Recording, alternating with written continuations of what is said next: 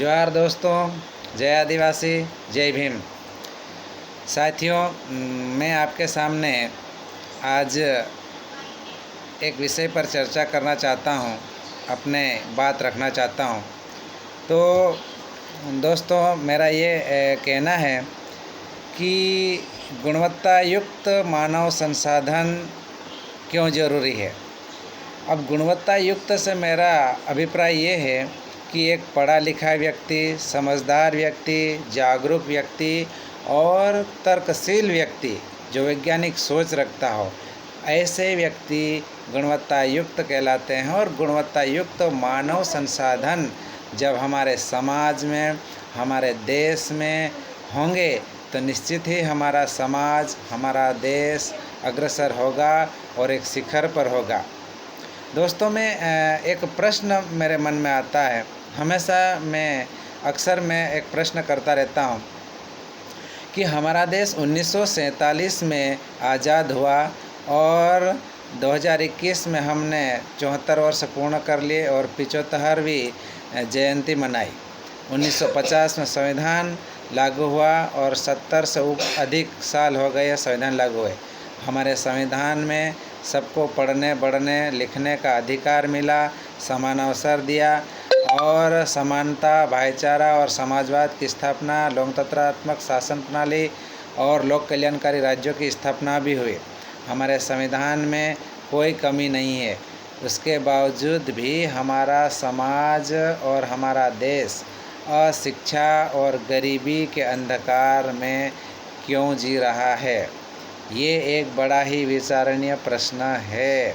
अशिक्षा और गरीबी एक अभिशाप बनकर छाया हुआ है, एक अंधेरा छाया हुआ है। इसे हम कैसे दूर कर सकते हैं? दोस्तों, एक सोचने वाली बात है कि सरपंच से लगाकर एमएलए, सांसद तक और प्रशासन सारे हमारे हाथ में है। उसके बावजूद भी हमारा समाज अशिक्षा और गरीबी में है। तो क्या कारण है? उसका एक ही कारण है, अशिक्षा।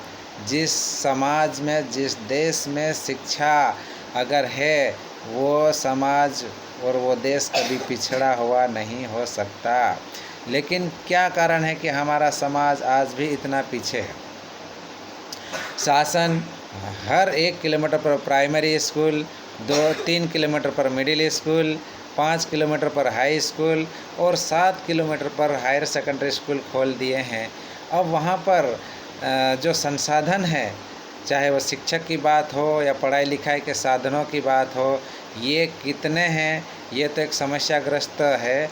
हम सभी जानते हैं कि एक अच्छे जो संसाधन है स्कूलों में पर्याप्त उपलब्ध नहीं है। शासन की नीति जो भी रही है, लेकिन शासन को ही दोष देने से कोई काम चलने वाला नहीं है।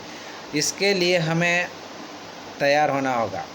हम अपने अपने गांव में, अपने अपने क्षेत्रों में, हम अपने गांव के स्कूलों पर फोकस करें, हमारे गांव के बच्चों पर फोकस करें, समाज के बच्चों पर फोकस करें कि गांव के स्कूल नियमित खुले, समय पर खुले, समय पर बंद हो और पढ़ाई लिखाई के सारे संसाधन वहां पर उपलब्ध हो।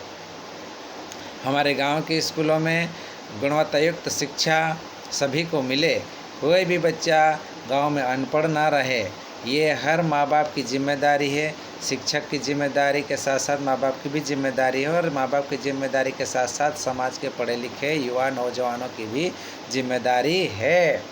तो दोस्तों, हम हमारे समाज में जितने भी नौनिहाल है, हमारे जो लोग भाई लोग हैं, उनकी पढ़ने की उम्र ख़त्म हो गई, वो ठीक है, नहीं पढ़ पाए, लेकिन जो हमारे आने वाली पीढ़ी है, जो छोटे छोटे नौनिहाल है, घर में, परिवार में, समाज में, रिश्तेदारी में, उन सबसे हम समझाएं, लोगों को जागरूक करें, मोटिवेट करें कि कोई भी बच्चा स्कूल जाने से वंचित न रहे और सिर्फ स्कूल जाने तक सीमित नहीं रहे, बल्कि उनकी अच्छी पढ़ाई लिखाई हो, उनका पढ़ाई लिखाई का स्तर अच्छा हो, क्वालिटी हो पढ़ाई में। ये देखना भी हमारी जिम्मेदारी है, गांव के लोगों की जिम्मेदारी है। साथ ही स्कूल में हर महीने पालक शिक्षक संघ बैठक होती है। उस हर महीने में होने वाली बैठक में हम ज़रूर शामिल हों, स्कूल में जाएं, स्कूल की समस्या को जानें, अपने बच्चों की समस्या जानें, पढ़ाई लिखाई के संसाधनों की बात करें और स्कूल में बच्चों की शिक्षा और बच्चों की गुणवत्तायुक्त शिक्षा की बेहतरी के लिए हम क्या कर सकते हैं, इसके लिए हम सामाजिक भागीदारी से भी काम कर सकते हैं। साथ ही शासन प्रशासन की ओर से भी स्कूल मैनेजमेंट के लिए राशि दी जाती है, उसका भी उपयोग किया जा सकता है। तो दोस्तों हम कितने ही लड़ाई लड़ लें, कितने ही संवैधानिक अधिकारों की बात कर लें, लेकिन जब तक हम हमारे समाज में शिक्षा का दीप नहीं जलाएंगे, शिक्षा का दीप घर घर नहीं जलाएंगे, तब तक हम कुछ नहीं कर सकते हैं। तो हमें गुणवत्तायुक्त शिक्षा पर फोकस करना पड़ेगा। जब तक हम हमारे जो गांव में शिक्षा का स्तर से जो ढसरा बिगड़ा हुआ है उसको नहीं सुधारेंगे, तब तक हमारे बच्चों का भविष्य, हमारे समाज का भविष्य, हमारे देश का भविष्य सुधरने वाला नहीं है। आपने देख ही लिया है कि 74 साल बाद भी हमारे एक ज़िले की बात करें तो अलीराजपुर में 38% 2011 की जनगणना के अनुसार साक्षरता दर थी। अब आप समझ लीजिए, बूढ़े बुजुर्गों को पढ़ाकर भी साक्षरता दर बढ़ाया गया था। अगर उनको ना माने उसे कोई साक्षरता नहीं कह सकते हैं। जब तक कि जागरूक और समझदार न हो उसे ही जो है साक्षर व्यक्ति कहते हैं। तो हम इतने बुरे हाल और समय से दौर से गुजर रहे हैं कि हम 38%, 75 74 साल में 38%, मानते कि 74 साल में 74% साक्षरता दर भी होती तो हम सही समझ बैठते। लेकिन आज अगर 74 साल में भी 38% साक्षरता दर है हमारे समाज की, हमारे ज़िले की, तो एक शर्म करने वाली बात है।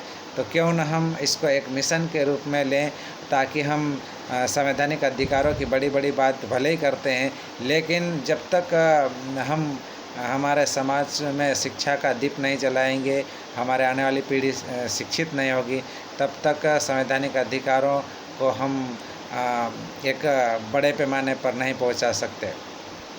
पढ़ा लिखा व्यक्ति संविधान पढ़ेगा, कानून पढ़ेगा, सब कुछ पढ़ेगा, लिखेगा, समझेगा और आगे बढ़ेगा और हमारे समाज को भी एक दिशा देगा।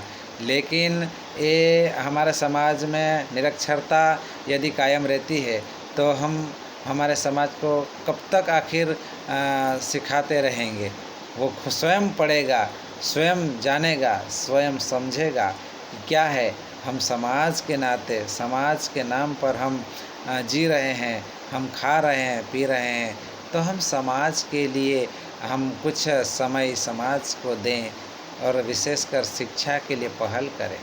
शिक्षा, स्वास्थ्य, रोजगार, ये 3 चीज़ें हमारे समाज में यदि हमने इसके लिए एक पहल की और जो गांव में पढ़े लिखे नौजवान भाई हैं उन्हें शासकीय सेवा के लिए तैयारी कर रहे हैं, लेकिन साथ ही वे अपने स्वरोजगार की ओर प्रेरित हों और समाज के बुद्धिजीवी वर्ग, सक्षम वर्ग, हमारे समाज के भाई बंधुओं को स्वरोजगार के लिए आवश्यक मदद भी करें, उन्हें मोटिवेट करें, उन्हें गाइड करें और समय समय पर एडवाइस भी देते रहें।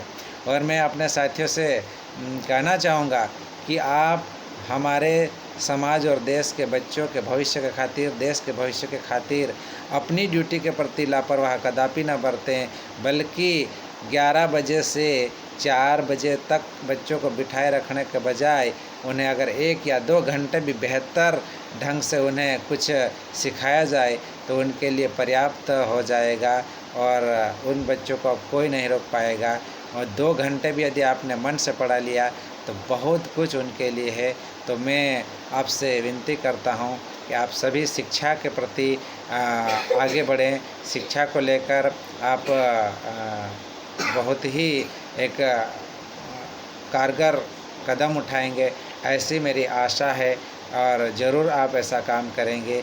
मैं भी करूँगा और हम सब मिलकर काम करेंगे। आओ एक कदम आप बढ़ाओ, एक कदम हम बढ़ाएं और एक नए समाज का निर्माण करें। जय आदिवासी, जय भारत, जय संविधान।